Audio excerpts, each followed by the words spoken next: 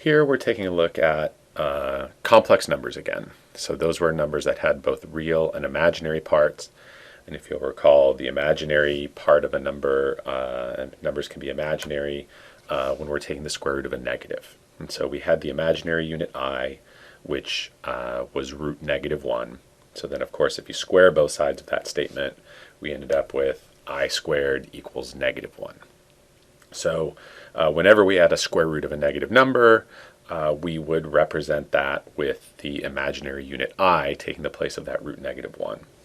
So for something like square root of a -24, what we would do is separate out the root 24 from the root -1. And so then we could just simplify the root 24 like we normally would. So that factor trees into 4 and 6. So we can see that we can take the square root of the 4, but the 6 will still be trapped underneath the square root symbol. And then the root -1 we would replace with I. So eventually this would simplify into 2I root 6.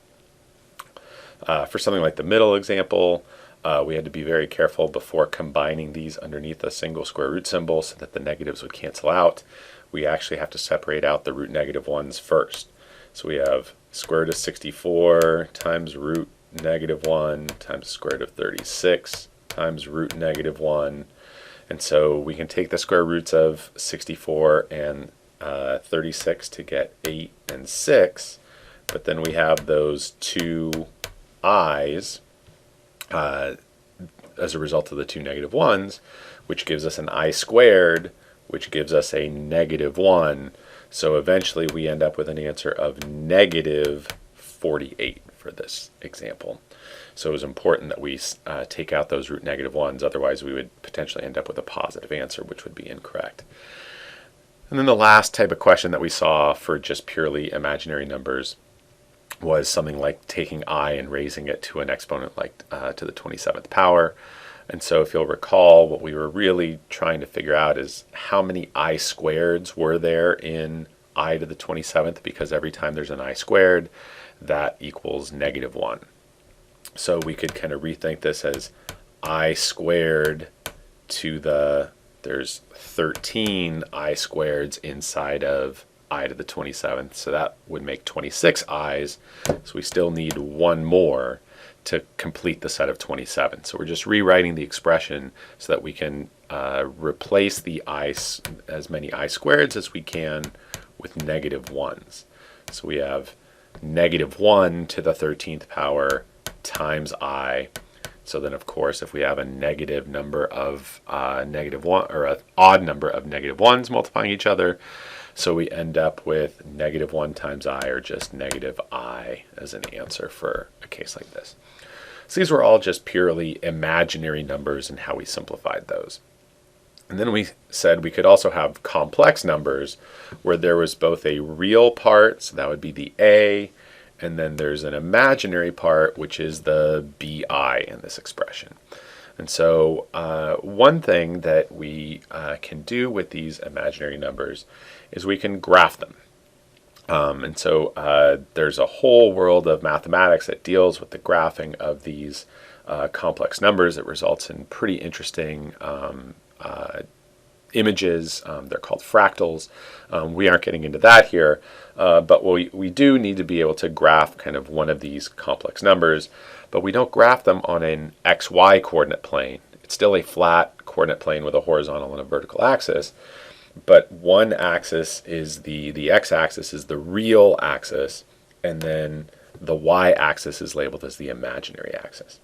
So if we have a number a complex number like a plus bi, so a is going to equal, in a plus bi form, a is going to equal 4, and b is going to equal 3. And so that just means I'm going to go over 1, 2, 3, 4 tick marks along the real axis. I'm going to go up 1, 2, 3 units along the imaginary axis. And so I can put a dot at that location right there. And so that right there represents 4 plus 3i. So we can graph these complex numbers on a coordinate plane. But again, the axes are not x and y. They're the real and imaginary axes. Besides representing complex numbers in the a plus bi form, or what we could call rectangular form, we could also represent it in what's called trigonometric form or polar form. So we'll use the terms polar form and trigonometric form kind of interchangeably. It just kind of depends on what textbook you're using as to how it's described. But basically what we're doing with this polar form or trigonometric form is, instead of describing the location of that complex number on the real imaginary plane, is instead to describe it not as horizontal and vertical movement from the origin or from the pole, but instead as a angle of rotation, theta, as we can see in the diagram, and as a distance, straight line distance from the origin to that point, and so that's r. And so in the diagram that we see here, we've got A is this horizontal movement here, B is this vertical movement. But instead of referring to those distances in terms of the horizontal and vertical movement, we're going to use r and theta as our two quantities instead of A and B. And so using our basic trigonometry, we've done this sort of thing in plenty of other contexts.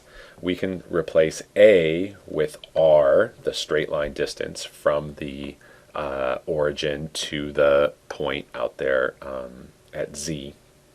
And so we can describe the horizontal movement in terms of r and theta, so r cosine theta, and then we can describe that vertical movement as r times the sine of theta. So we can just make those substitutions for A and B in that complex form. So r cosine of theta takes the place of A, and r sine of theta takes the place of B. And of course that r sine of theta is multiplying I, since that's the imaginary direction. So what we see here then is, in this statement, once we've made that substitution, we can do a little bit of simplifying. So the first thing that we're going to do is we're going to undistribute the r that is in common between those. And so that's what we've done here. So we've got r times the cosine of theta plus I times the sine of the angle theta. And so then finally, because math people are incredibly lazy and don't want to do more writing than they have to, we've got this r cis or r kis theta as the shorthand for cosine of theta plus I times the sine of theta. So you've got r, which is the straight line distance from the origin to the point on the complex plane. And then theta is the angle of rotation from the real axis up to that straight line distance, r. And so when we write a complex number in this format, instead of in the a plus bi format, in the r kis theta format, we've got r is called the modulus. That's just the term that's used for that straight line distance. So it's basically the magnitude, if we want to go back to our vector study. So it's the straight line distance from the origin to the point on the plane. And then theta is called the argument. So the angle is referred to as the argument.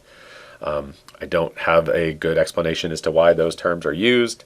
I'm sure we could do a little internet deep dive and find the history of those. But those are the terms that are used there. So r is the modulus, theta is the argument. And it can be measured in degrees. The angle can be measured in degrees or radians. Either way is fine. And one last thing to note, if we're asked to take the absolute value of a complex number, if we have that number in rectangular form, in that a plus bi form, then what that means is we're really looking for the r value for the modulus. So we can just take the a and b values, the real and imaginary parts of the number in rectangular form, and just apply a little distance formula, since absolute value is a distance from the absolute value is always positive because it's a distance from 0 on a number line, or in the case of a coordinate plane, the real imaginary coordinate plane, it's going to be the straight line distance from the origin to that point. And so we just use a little Pythagorean theorem, a squared plus b squared, the horizontal and vertical sides of the right triangle that we see up above, squared and square rooted. to get what the modulus is. So just something to take note of.